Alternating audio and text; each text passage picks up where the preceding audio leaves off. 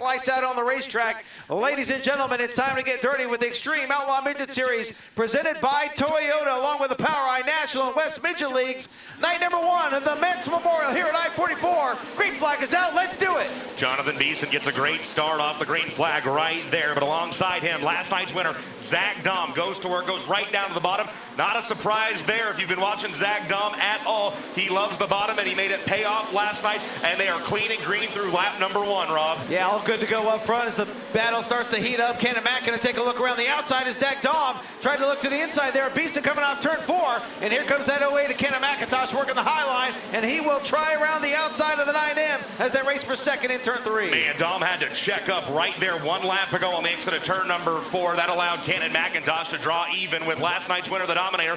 McIntosh with a great run out of turn number 2, shot out of a gun down the back straightaway, but Dahm will not be denied. He gets crossed up there for just a moment in the slick stuff. Dason Pursley stays alive on the high side, a little bit farther up. That fight for, what should that be, third position with Dahm down low. The 71M, that should be Gavin Miller. Miller lays down his best lap of the race so far. Give Miller the third position. We check back a little bit farther in the field. Nope, that's the fight for the lead. Jonathan Beeson across the start-finish line, but McIntosh rallying up top. Yeah, Ken and McIntosh trying to diamond that corner there, coming off turn number 2. Nice run in turn number 3, and Matt goes to the top shelf, working off turn number 4 with Jonathan Beeson. Man, just hitting his marks, doing what he does. Though Ken and Mac with a run through turns 1 and 2.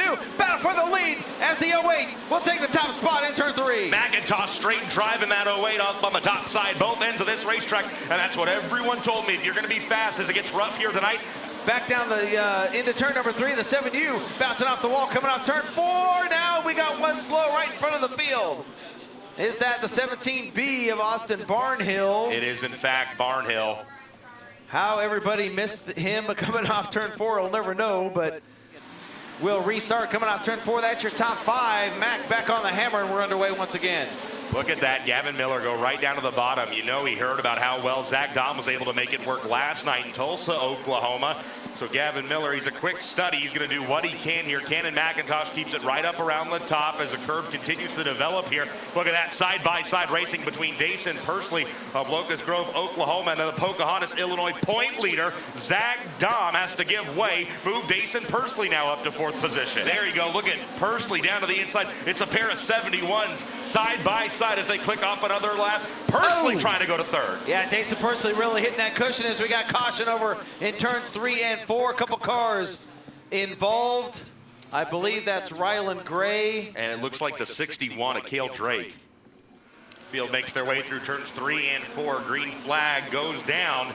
And the revs come up as they fly into turns 1 and 2. There's a bit of a melee as trouble for one of the Witts Racing Products cars.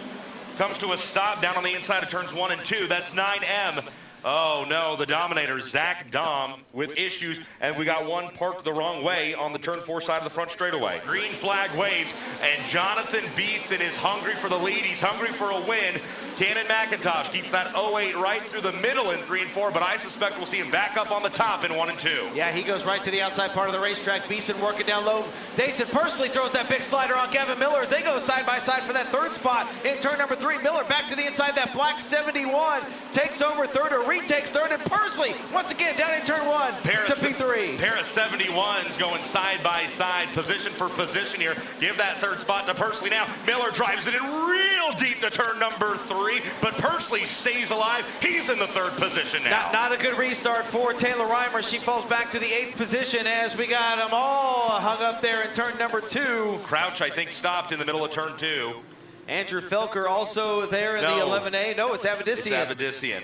So Ken and Mac on the hammer, single file style, coming off turn 4. Green flag is out, a 10-lap shootout, and we're back underway here at I-44. Dason Pursley's been lights out on these restarts here. He picked off the 71 of his teammate, Gavin Miller, the last time by. Now, he'll set his sights on the 55 of Jonathan Beeson. He goes top shelf here through turns 1 and 2. Pursley trying to get a good run down the back straightaway, and that's exactly what he's got. Pursley going right after the 55 of Jonathan Beeson. They're coming around to see 8 laps to go. Yeah, Pursley's going to have to get around the 55 here very quickly if he wants to have any chance to run down the 08. They are still side by side in turn 3. Gavin Miller showing some speed once again, and here comes the 26 of Chance Crum on the rear bumper of the 71M as they head back to turns 1 and 2. Yeah, look at this. stuff right here. How about Chance Crum slowly and Big trouble methodically? on the front straightaway. Oh, that's Mariah Eade going for a ride as Hayden Reinbold pulls just past.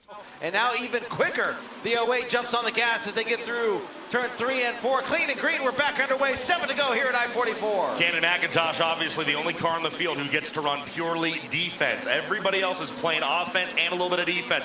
Great case in point right there. Dason Pursley, he wants to play offense and go after Jonathan Beeson, but he's got to be smart. He's got to be mindful of Gavin Miller right behind him. Chance Crum, Dominic Gordon, one's around. That's the number 57 facing the wrong way. Daniel Whitley brings out our next yellow. 4 laps to go for Cannon McIntosh as they race off turn 2 down the back straightaway. Max pretty much gone, over a half a straightaway advantage over this great battle. Now a 5-car battle as they come off turn number 4, almost 3 wide as the 71 goes back up to the top shelf. Dason Pursley nearly leaves a little bit of right rear Hoosier tire rubber on the outside retaining wall. Down the front straightaway, they all scatter a little bit farther back in the field. They're coming around to see the sticks. 2 laps left. Cannon McIntosh just has to keep that thing pointed in the right direction, but second on back is anybody's guess. Good fight right there between Chance Crum and the 71 as they fight for a near podium position. White flag has been displayed. Cannon McIntosh looking to become the 9th different winner in the first 9 races with the Xtreme Outlaw Midget Series presented by Toyota. Cannon Mac gets it done here. Night number 1 of the Charlene Mintz Memorial at I-44.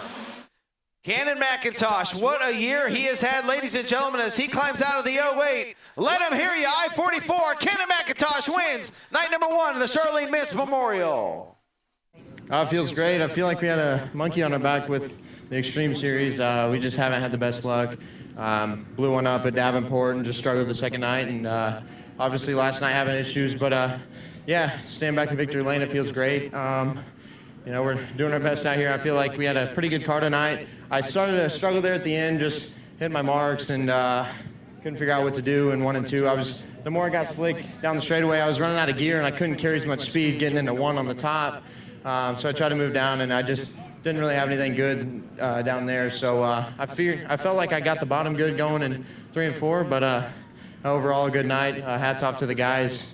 Everyone works really hard, and I'm thankful to be a part of this team. And Crescent, Gear Wrench, Toyota Racing, Mobile One, Bell Helmets, K1 Race Gear, Drive WFX, just there's a lot of people that make this happen. Yeah, we definitely didn't expect it, but you know, when you work hard and everyone does their jobs and you put good people in place to do this, stuff like that happens. And you know, we've all, I feel like, done a good job this year.